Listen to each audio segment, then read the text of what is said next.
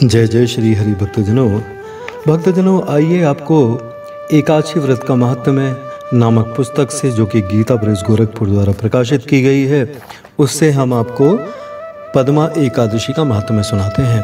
आप बड़े प्रेम भाव से पद्मा एकादशी का महात्म्य सुनिए, कथा सुनिए और प्रभु की कृपा प्राप्त कीजिए। युधिष्ठिर ने पूछा, केशव, भाद्रपद मास के शुक्ल पक्ष में जो एकादशी होती है उसका क्या नाम, कौन देवता और कैसी विधि है, यह बताइए। भगवान श्री कृष्ण बोले, राजन, इस विषय में मैं तुम्हें आश्चर्यजनक कथा सुनाता हूँ जिसे ब्रह्मा जी ने महात्मा नारद से कहा था। नारद जी ने पूछा, चतुर्मुख, आपको नमस्कार है। मैं भगवान विष्णु की आराधना के लिए आपके मुख से यह सुनना चाहता हूँ कि भाद्रपद मास के शुक्ल पक्ष में कौन सी एकादशी होती है। ब्रह्मा जी ने कहा, मुनि श्रेष्ठ, तुमने बहुत उत्तम बात पूछी है। क्यों न हो वैष्णव जो ठहरे। भादों के शुक्ल पक्ष की एकादशी पद्मा के नाम से विख्यात है। उस दिन भगवान ऋषिकेश की पूजा होती है। यह उत्तम व्रत अवश्य करने योग्य है। सूर्यवंश में मानधाता नामक एक चक्रवर्ती सत्य प्रतिज्ञ और प्रतापी राजा ऋषि हो गए हैं। वे प्रजा का अपने औरस पुत्रों की भांति धर्म पूर्वक पालन किया करते थे। उनके राज्य में अकाल नहीं पड़ता था, मानसिक चिंताएं नहीं सताती थीं और व्याधियों का प्रकोप भी नहीं होता था। उनकी प्रजा निर्भय तथा धन धान्य से समृद्ध थी। महाराज के कोष में केवल न्यायोपार्जित धन का ही संग्रह था। उनके राज्य में समस्त वर्णों और आश्रमों के लोग अपने अपने धर्म में लगे रहते थे। मानधाता के राज्य की भूमि कामधेनु के समान फल देने वाली थी। उनके राज्य करते समय प्रजा को बहुत सुख प्राप्त होता था। एक समय किसी कर्म का फल भोग प्राप्त होने पर राजा के राज्य में 3 वर्षों तक वर्षा नहीं हुई। इससे उनकी प्रजा भूख से पीड़ित हो नष्ट होने लगी। तब संपूर्ण प्रजा ने महाराज के पास आकर इस प्रकार कहा। प्रजा बोली, नृपश्रेष्ठ, आपको प्रजा की बात सुननी चाहिए। पुराणों में मनीषी पुरुषों ने जल को नारा कहा है। वह नारा ही भगवान का अयन यानी निवास स्थान है, इसलिए वे नारायण कहलाते हैं। नारायण स्वरूप भगवान विष्णु सर्वत्र व्यापक रूप में विराजमान हैं। वे ही मेघ स्वरूप होकर वर्षा करते हैं। वर्षा से अन्न पैदा होता है और अन्न से प्रजा जीवन धारण करती है। नृपश्रेष्ठ, इस समय अन्न के बिना प्रजा का नाश हो रहा है। अतः ऐसा कोई उपाय कीजिए जिससे हमारी योग क्षेम का निर्वाह हो। राजा ने कहा, आप लोगों का कथन सत्य है, क्योंकि अन्न को ब्रह्म कहा गया है। अन्न से प्राणी उत्पन्न होते हैं और अन्न से ही जगत जीवन धारण करता है। लोक में बहुधा ऐसा सुना जाता है तथा पुराण में भी बहुत विस्तार के साथ ऐसा वर्णन है कि राजाओं के अत्याचार से प्रजा को पीड़ा होती है। किंतु जब मैं बुद्धि से विचार करता हूँ तो मुझे अपना किया हुआ कोई अपराध नहीं दिखाई देता। फिर भी मैं प्रजा का हित करने के लिए पूर्ण प्रयत्न करूँगा। ऐसा निश्चय करके राजा मानधाता इन्हें गिने व्यक्तियों को साथ ले विधाता को प्रणाम करके सघन वन की ओर चल दिए। वहाँ जाकर मुख्य मुनियों और तपस्वियों के आश्रमों पर घूमते फिरे। एक दिन उन्हें ब्रह्मपुत्र अंगिराज ऋषि का दर्शन हुआ।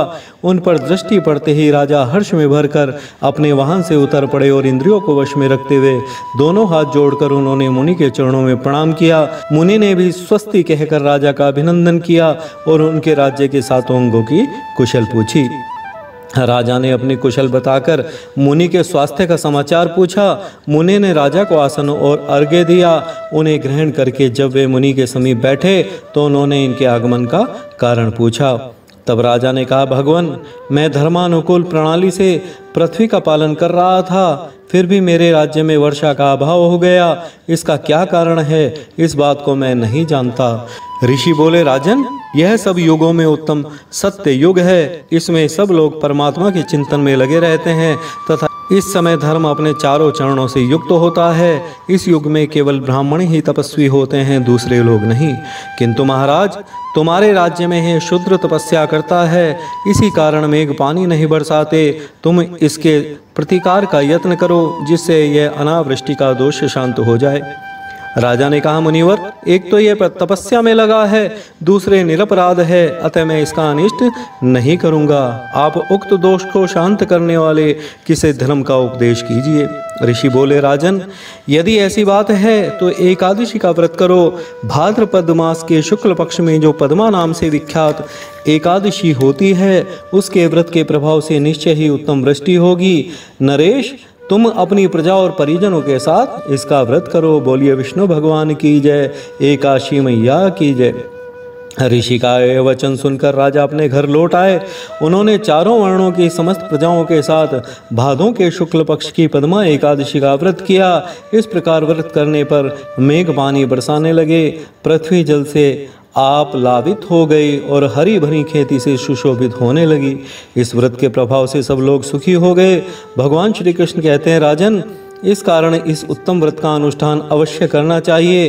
पद्मा एकादशी के दिन जल से भरे हुए घड़े को वस्त्र से ढककर दही और चावल के साथ ब्राह्मण को दान देना चाहिए। साथ ही छाता और जूता भी देने चाहिए। दान करते समय निम्नांकित मंत्र का उच्चारण करें। नमो नमस्ते गोविंद बुध श्रवण संगक अघोग संकषयं कृत्वा सर्वसौख्य प्रदो भव भुक्ति मुक्ति प्रदश्चैव लोकानां सुखदायकः।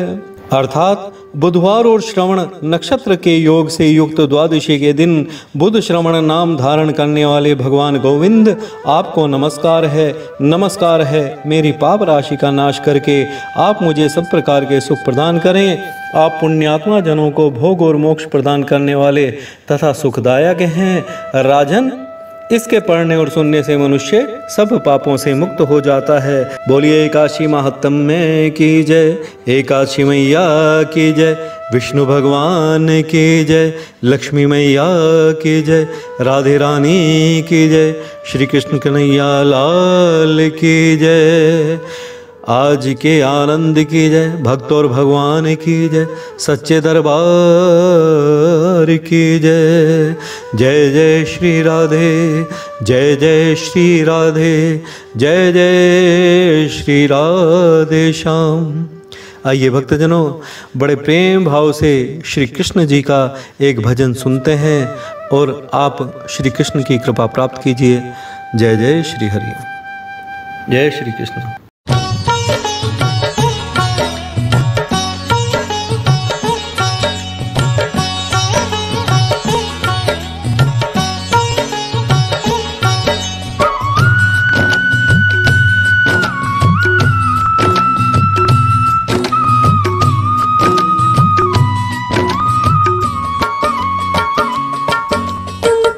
छुपे हो श्याम, तुम्हें ढूंढूं गली गली। तुम कहाँ छुपे हो श्याम, तुम्हें ढूंढूं गली गली। मेरे थक गए दोनों पाँव,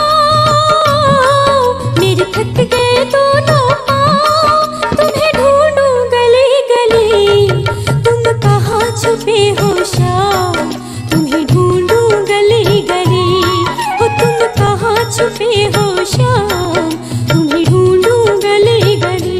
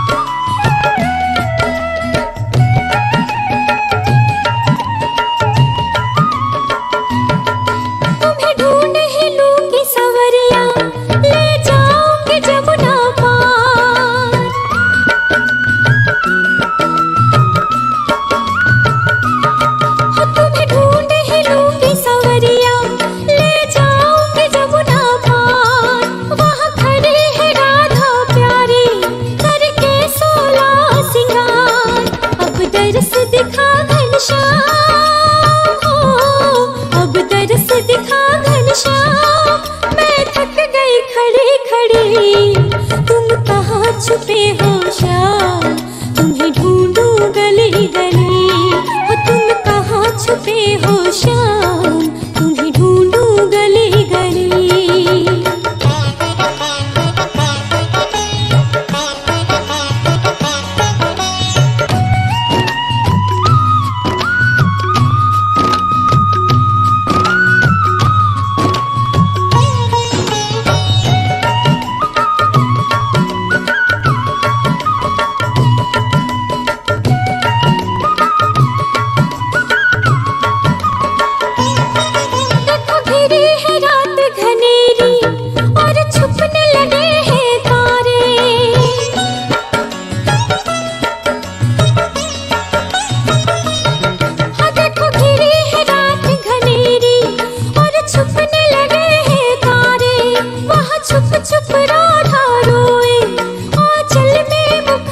छुपाए